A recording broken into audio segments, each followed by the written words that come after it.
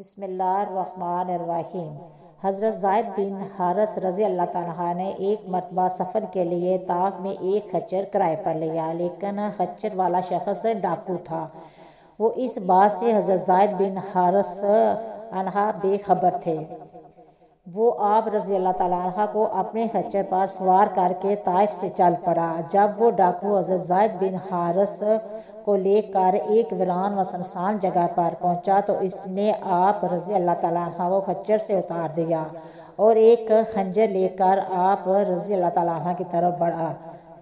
آپ رضی اللہ تعالیٰ عنہ نے دیکھا کہ وہاں ہر طرف لاشوں کے ڈھانچے بکھرے پڑے ہوئے ہیں۔ آپ رضی اللہ تعالیٰ عنہ نے اس سے فرمایا کہ اے شخص، تو مجھے قتل کیوں کرنا چاہتا ہے؟ تو ٹھہر جا، مجھے اتنی مہلت دے دے کہ میں اپنے اللہ تعالیٰ کے حضور 2 رکعت نماز پڑھ لوں۔ تو اس پر وہ بادنصیب کہنے لگا کہ اچھا تو نماز پڑھ لے، تو اس سے پہلے بھی بہت سے مقتولوں نے نمازیں پڑھی تھی، مگر ان کی نمازیں نے انہیں کوئی فائدہ نہیں دیا۔ حضرت زید بن حارث رضی اللہ تعالیٰ عنہ کا بیان ہے کہ جب میں نماز سے فارغ ہوا تو وہ ڈاکو دوبارہ مجھے قتل کرنے کے لیے میرے قریب آ گیا، تو میں نے دعا مانگی اور کہ اے الرحمن الرحیم کہا۔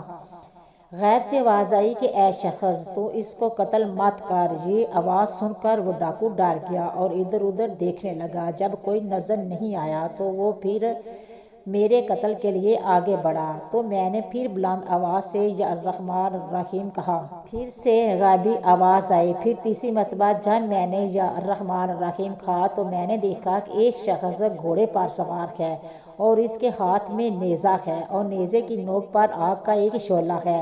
اس شخص نے آتے ہی ڈاکو کے سینے میں اس زور سے نیزہ مارا کہ نیزہ اس کے سینے کو چیرتا ہوا اس کی پشت کے پار نکل گیا۔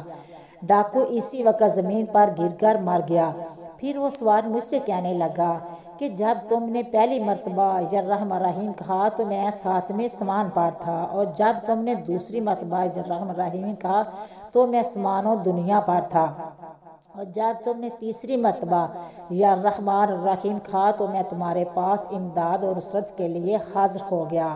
دوستو، اللہ تعالیٰ کے مبارک اس ماسنس میں بڑی بڑی بلائیں ٹل جاتی ہیں اور ایسی امداد اور سمانی نصرتوں کا ظہور ہوتا ہے جس کو خداوند کریم کے فضل عظیم کے سوا کچھ بھی نہیں کہا جا سکتا۔ لیکن افسوس کہ آج مسلمان مادی وسائل کی تلاش میں پھرتے ہیں۔ پیارے دوستو، اگر کوئی شخص یہ چاہتا ہے کہ اس کی مشکلات کا وقت میں اللہ تعالیٰ اسے کامیابی دے اور اپنی حاجتوں اور غیبی مدد سے نوازے، تو اس کو چاہیے کہ اپنی زندگی کے ہر لمحے، سوتے جاگتے چلتے پھرتے غرض ہر لمحے اللہ تعالیٰ کا ذکر کرتے رہیں، اسی سے دعائیں مانگتے رہیں اور مبارک اسماء حسنہ کے ساتھ اسی کو پکارتے رہیں، تو انشاءاللہ اللہ تعالیٰ آپ کی ضرور مدد کرے گا۔ اللہ تعالیٰ آپ کو اور مجھے بھی ان اسماء حسنہ کے ساتھ پکارنے کی ہمت عطا فرمائے، آمین ثم آمین۔ امید کرتی ہوں کہ آپ کو ویڈیو پسند آئے گی۔ پسند آئی ہے تو شیئر کرنا، سبسکرائب کرنا، کمنٹ کرنا، اچھے اور اپنے دعاؤں میں یاد رکھنا۔ ہم انشاءاللہ ملیں گے نیکسٹ ویڈیو میں،